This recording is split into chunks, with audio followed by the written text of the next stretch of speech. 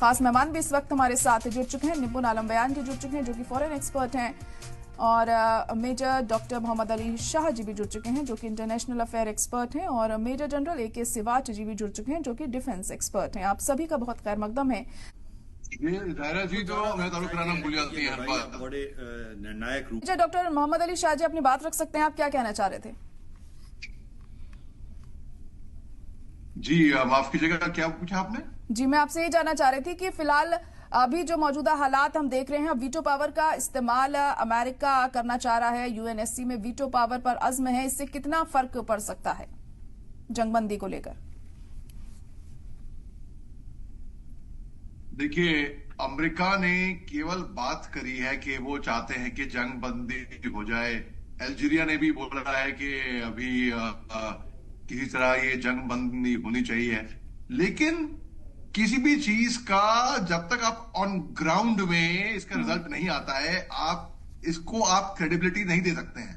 कहने की तो मैं कह दूं कि ऐसे मत करो किसी को भी, मगर क्या वो बात मेरी बात मानेगा और क्या उस बात पे अमल करेगा, क्या उस पे अटल रहेगा? ये गोल्डन क्वेश्चन है।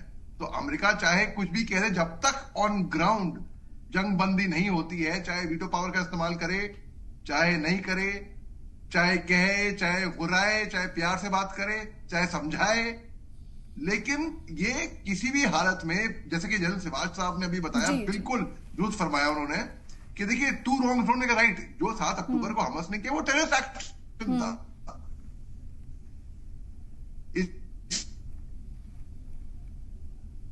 जी जी, कोई उसको मारो कोई बात नहीं, आप मासूमों को की जान क्यों ले रहे हैं? और दूसरी बात है जी, मैं यहाँ पे बैठ के बोल के खत्म करूंगा कि अमेरिका ने पुतिन साहब को कहा था कि वो युद्ध अपराधी हैं जब वो यूक्रेन पे हमले कर रहे थे। अभी वही तो इजराइल कर रहा है गाजा पट्टी पे, और अमेरिका उसकी मदद कर रहा है। तो ये दुगली बात नहीं हुई, डबल स्टैंडर्ड्स नहीं हुए, तो क्या हुए ये? जी बिल्कुल। मेजर मोहम्मद अली शाह जी, आपको क्या लगता है, क्या वाकई ये मकसद मिस्र का हो सकता है यहाँ पर, या सिर्फ उन्हें बचाने के लिए ये दीवार बनाई जा रही है?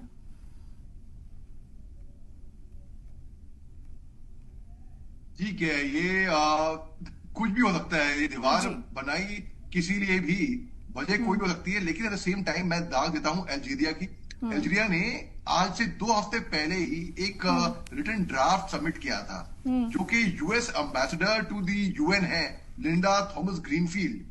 उन्होंने एकदम से बिल्कुल फट से वो रिजेक्ट कर दिया और ये कहा कि वो जियोपर्डाइज करेगा जो सेंसिटिव नेगोशिएशन जो है, जो कि ब्रोकरेज कर रहे हैं एक पॉज का, एक युद्ध बंदी का।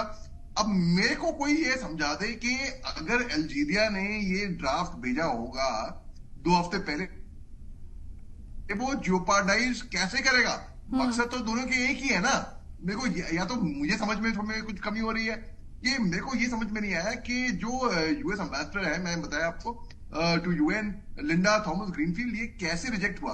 दूसरी बात है कि वॉशिंगटन जो है ट्रेडिशनली वो उन्होंने कहा कि वो अपने इजराइल जो उनके अलाए हैं उनको शील्ड करता है, उनको सपोर्ट करता है। ठीक है, अब आप देखिए, यूएन में 9 वोटों की जरूरत थी, और जो वीटो पावर अगर इस्तेमाल ना करे अमेरिका, ब्रिटेन, फ्रांस, चाइना, रूस, तो इनको 9 वोटों की जरूरत थी इस पक्ष में कि एक अल्जीरिया की तरफ से, अल्जीरिया ने पुश किया ये। अब देखिए, जो कि बातचीत जो हुई थी मिस्र की, अमेरिका की, इजराइल की, कतर की, वो अभी फिलहाल मैं देख रहा हूं कि रुकी भी हैं, कि जबकि और हमास को जो होस्टेजेस हैं वो रिलीज तो करने ही होंगे भैया।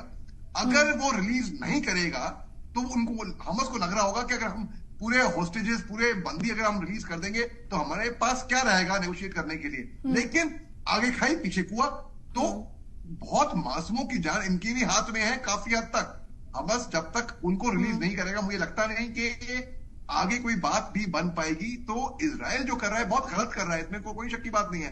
तो थोड़ा हमले मासूमों पे, सिविलियंस पे कर रहा है, लेकिन हमास भी एक तरीके से मैं उनको भी काफी हद तक जिम्मेदार ठहराऊंगा दोनों तरफ से।